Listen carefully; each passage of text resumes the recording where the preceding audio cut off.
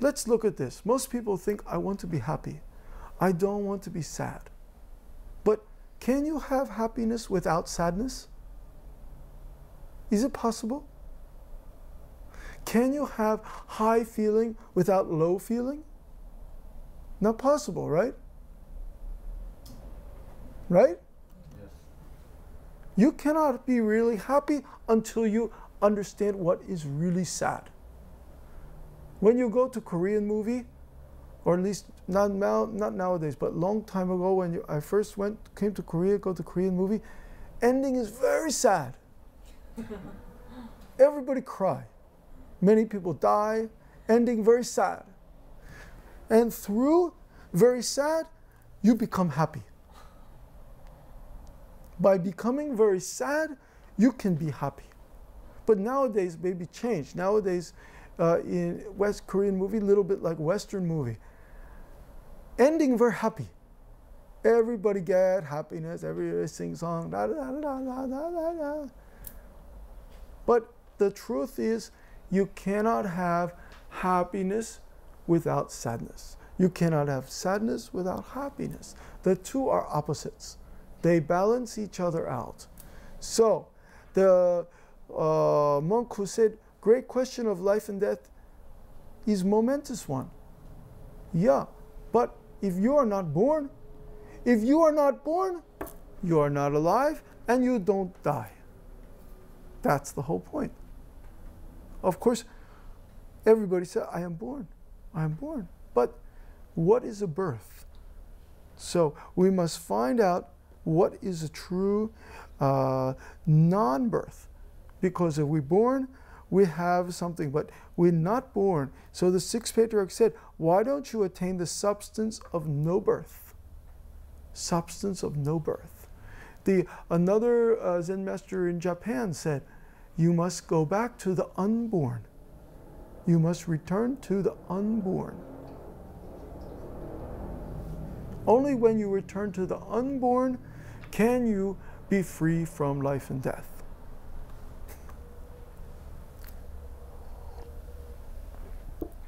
Okay, so then they agreed, and Yung Guang finally, he bowed respectfully. But then the sixth patriarch said, you are leaving too quickly, aren't you? You are going away too quickly. And then he said, how can there be quickness? There's no meaning. And then they had some more talking. And the sixth patriarch said, you have already attained the meaning of no birth. And then Yung Guang said, how can no birth have meaning? So he this is a little like Chinese, a logical kind of style. He a little bit say, yeah, you get no birth, you attained no birth, but no birth has no meaning. Then the sixth patriarch, who makes the distinction that there is no meaning. And then he said this distinction is also not the true meaning. And so this is like a Chinese kind of dialectic. We say dialectic. Understand? This is not so easy to follow. But then finally the point is the sixth patriarch said, okay, don't leave so quickly. You stay one night with me. And Yung Guang was later known as the enlightened one who had spent a night with the patriarch. And later he wrote the famous work, The Song of Enlightenment. And he was known by his contemporaries as Zen Master Chongak, truly enlightened. Chongak, truly enlightened. Okay, then we look here. There are many cases here. And we look on the bottom of page 223. And there was one monk, his name was Shi Huang, and he claimed to have attained samadhi. And for 20 years, he locked himself in a small temple and all day sitting. He's sitting all day, kept the sitting continuously. And somebody heard about him and visited his temple and asked, what are you doing here? He said, I'm entering samadhi. And then he asked him some question about that.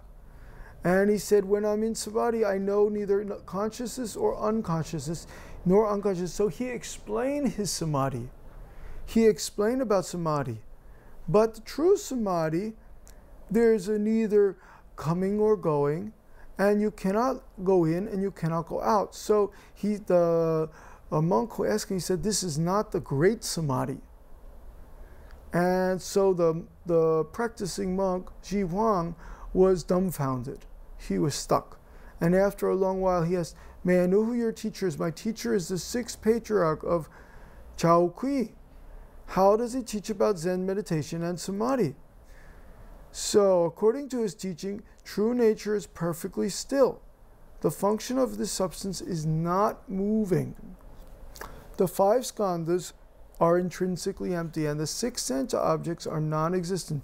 There is neither entering nor leaving in samadhi. So true samadhi, you cannot go in, you cannot come out. Many people misunderstand this. They think samadhi, you must go in to samadhi. But true samadhi, his sixth patriarch teaching, there's no coming in and there's no going. It's just like empty space. So this is a little difficult, but after that, the Shuyang went immediately to have an interview with the patriarch, and he told the details of the question he had with the Shan She, and the patriarch said, keep your mind empty like space, but don't attach to the idea of emptiness. This is a point.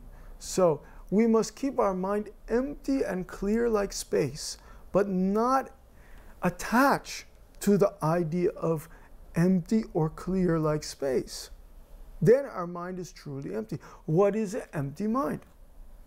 As soon as I open my mouth to say, that's not an empty mind. What is the true empty mind?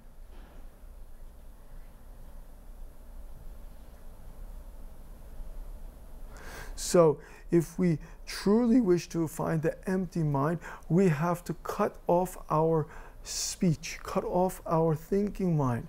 Then we get to the true empty mind, which has no discriminations at all.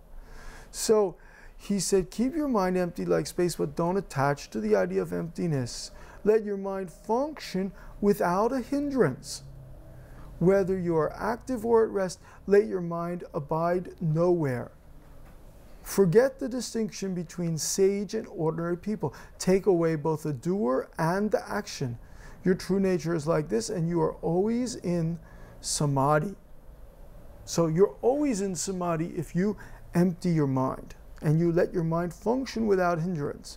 So this teaching is very much what the sixth patriarch was giving to people at that time, which came from the Diamond Sutra. We look in the Diamond Sutra, the Gumgangyang, and we see this is where this kind of teaching comes from. This is where this came from. Originally, Diamond Sutra. But what he says here is just goes beyond the Diamond Sutra, because he said, let your mind function without a hindrance. In the Diamond Sutra it says, without any attachment, the mind arises. But here it says, let your mind function without any hindrance. And forget the distinction between sage and ordinary people. Many times we want to distinguish between the holy person and the ordinary person. He said, forget that. Forget that. This is a distinction that is not helpful to us. It's not easy to forget, is it? Okay. When he heard this, Ji Huang was greatly enlightened. He had a great enlightenment when he heard this. And what he had considered for the past 20 years as an attainment now hindered him no more. And it's said that on that night, so for 20 years, he thought he already attained to something. And this was a bit of a problem for him, because he was always wondering, did he really get it? Now, this was not a problem anymore. And it's said that on that night, the inhabitants of the Hebei, which is where he lived, they heard a voice in the sky saying, today Zen Master Shi Shang has attained enlightenment. This is very wonderful. That maybe the birds were talking and whispering to themselves, oh, he got enlightenment. Maybe if you get enlightenment too, the birds will tell everybody about it. The birds and the animals. Or the voice, some voice will appear and to tell everybody about your enlightenment. Later, Shi Shang left the patriarch and returned to Hebei, where he spread the Dharma to many people with distinction. Okay, so we move on to part 7.38. Are there any questions? No question, then we continue.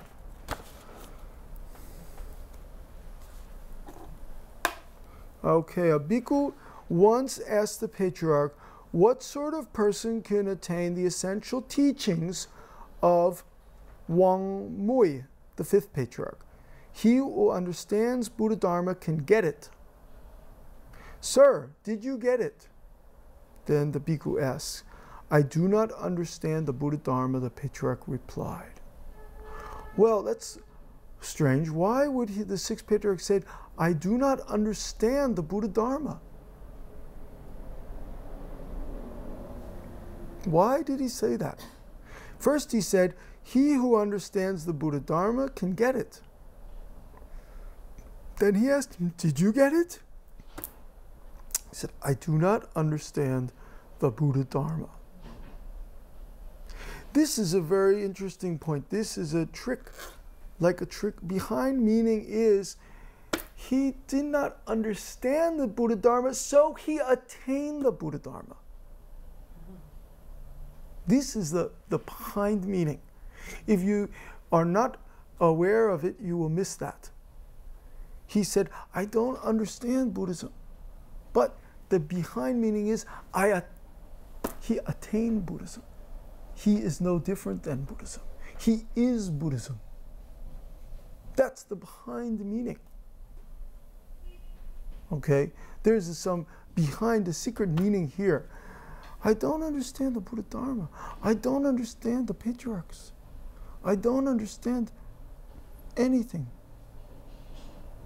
But true meaning is already attained. Already he got it, completely got it, and he doesn't have to understand it. He doesn't need small understanding. That's the point. So then we have this story about the patriarch washing his robe. And one day the patriarch wanted to wash the robe that he inherited, but he could find no good stream. That stream means water. No good water for the purpose. He wanted to wash this robe, and this robe was not just an ordinary robe. This was the robe that was handed down by the patriarchs from the Buddha. This is like the kasa that the Buddha gave to the patriarchs and it was given to Huineng. He wanted to wash it, but he could find no good stream. There was no good water. So he walked to a place about 5 miles behind the monastery, where he noticed that the plants and the trees grew profusely and the environment was auspicious. Very good environment. Auspicious, understand? Means very good environment. And he shook his staff, that's a mistake, it should say staff, and stuck it in the ground, and immediately water appeared. Water bubbled up, and before long a pool was formed. So that means he'd take his staff, his stick, and hit on the ground, and soon water came up, like magic, like a spring. And before long a pool was formed. And as he was kneeling down on a rock to wash the robe, a bhikkhu suddenly appeared before him and bowed. So a monk suddenly appeared as he started to wash the robe. And he said, my name is Feng Pin, and I'm native of Sechan. And when I was in South India, I met the patriarch Bodhidharma, who instructed me to return to China. And Bodhidharma told him to return to China. And the eye of the true Dharma, together with a robe which I inherited from Makashapa, have now been transmitted to the sixth patriarch, who lives on Sao Kai and Shi Chao. Go there to have a look at them and to pay your respects to the patriarch. After a long voyage, I have arrived. May I see the robe and the begging bowl you inherited. So this is very kind of fantastic story, isn't it? He was in India and he met Bodhidharma, and Bodhidharma said, go back. Of course, Bodhidharma lived 100 years before sixth patriarch, or 200 years. He met Bodhidharma. Bodhidharma, who must have been quite old at that time, told him, go back to China. My Dharma is now in China. It's quite fantastic, isn't it? And this is like gone beyond what we expect. Go beyond time and space. And then he said, can I see the robe and the begging bowl? And showed him the two relics, and the patriarch asked him what kind of work he did. I am good at sculpture, so let me see some of your work, demanded the patriarch. Feng Pin did not know how to respond, but after a few days he was able to complete a lifelike statue of the patriarch, 7 inches high, a masterpiece of sculpture. So 7 inches, do you know how high that is? That's like maybe this high. This is about 7 inches. Okay, he created a sculpture 7 inches high, and it's like this big, and it's like looks just like the patriarch, like a little mini patriarch. And he showed this to the patriarch, and the patriarch laughed. And this, after a few days, he made this and showed it to him. Then he said, You do know something about the nature of sculpture, but you do not know the nature of Buddha. So you know about the nature of sculpture, but you don't know the nature of Buddha. And he touched the crown of Feng Ping's head in blessing and declared, you shall forever be a field of merit for humans and celestial beings. You are a Pokjan, field of merit, Pokjan. We have in Korean temple, when you go into the Korean temple or international temples, sometimes also you have a donation box, and the box says Pokjan, field of merit, and field of happiness. And so he said, you are the field of merit, and he praised him, and then the patriarch rewarded his service with a robe. He gave him a robe, and Feng Pin divided it into 3 parts, one for dressing the statue, one for himself, and one for burying in the ground, which he covered with palm leaves. So he buried in the ground and he covered it with palm leaves, part of the robe. And